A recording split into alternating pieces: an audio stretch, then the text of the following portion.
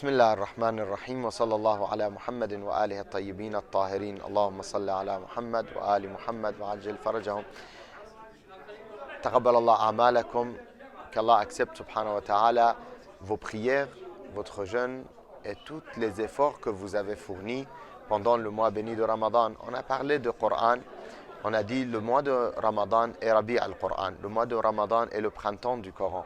C'est vrai, le mois de Ramadan est le printemps du Coran, mais ce n'est pas parce que le mois de Ramadan est terminé, on doit arrêter de lire le Coran. On doit mettre le Coran de côté jusqu'à l'année prochaine, le mois béni de Ramadan de l'année prochaine. C'est là qu'on récupère le Coran et on enlève la poussière et on commence à lire. Ce n'est pas ce qu'on doit faire. Nous devons prendre vraiment l'importance du Coran. Nous devons prendre le Coran comme un livre de tous les jours, comme un livre, même si on ne peut pas lire comme pendant le mois de Ramadan. C'est vrai, on fait plus d'efforts parce qu'un seul verset pendant le mois de Ramadan, ça vaut le Coran en entier dans les autres mois. C'est normal qu'on va faire plus d'efforts, on va lire encore plus le Coran pendant le mois béni de Ramadan. Mais ça ne veut pas dire si le mois de Ramadan est terminé, on doit arrêter de lire le Coran. On doit continuer sur notre lancée avec le Coran, avec la prière, avec l'adoration, avec Qiyam al-Layl, avec les prières de la nuit, avec Salat al-Layl. Tout ça, ce sont des habitudes que nous ne devons pas perdre après le mois béni de Ramadan.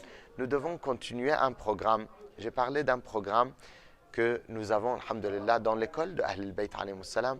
Vous pouvez trouver des du'as, des invocations extraordinaires. Parmi ces du'as, vous avez du'a Kumail. Tous les jeudis soirs, vous pouvez profiter de ce du'a extraordinaire, ce du'a exceptionnel, ce du'a dans lequel vous parlez avec Allah subhanahu wa ta'ala avec toute liberté.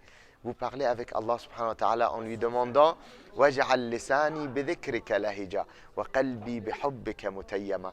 Fais que ma langue t'évoque constamment, que mon cœur soit passionné par ton amour.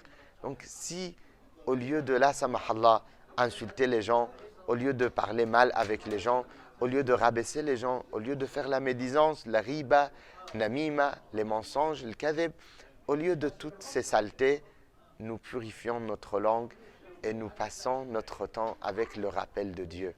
وَجَعَلْ لِسَانِي بِذِكْرِكَ لَهِجًا. Que ma langue t'évoque constamment. وَقَلْبِي بِحُبِّكَ مُتَيَّمًا. Et que mon cœur soit passionné par l'amour d'Allah subhanahu wa ta'ala. Si on passe notre temps après le mois de Ramadan avec le rappel de Dieu, avec le subhanallah, avec la ilaha illallah qu'on appelle dhikr al-khafi, c'est quelque chose que même en fermant la bouche tu peux dire la ilaha illallah sans que quelqu'un remarque que tu es en train de faire le rappel de Dieu subhanahu wa ta'ala. Donc la ilaha illallah, tu peux le dire des milliers et des milliers de fois, au moins 100 fois par jour. Celui qui dit la ilaha illallah 100 fois par jour, il a la meilleure des actions de tous les khalaiq, de toutes les créatures d'Allah subhanahu wa ta'ala, sauf celui qui fait plus que 100 fois la ilaha illallah. Donc c'est énorme, c'est vraiment exceptionnel. C'est vraiment des choses qu'on peut faire très facilement et on peut gagner énormément de récompenses auprès d'Allah subhanahu wa ta'ala. Et on peut continuer notre lancée de mois béni de Ramadan avec cela. Si on a fini le mois de Ramadan et on a commencé le mois de Shawwal, le mois qui précède le mois béni de Ramadan, avec le rappel de Dieu, avec dhikrillah, avec l'apaisement du cœur, ça veut dire que nous avons réussi le mois de Ramadan et nous avons profité de ce stage exceptionnel qui est le mois béni de Ramadan. Taqabbal Allah amalakum et n'oubliez pas dans vos prières, Inch'Allah. Wassalamu alaikum wa rahmatullahi wa barakatuh.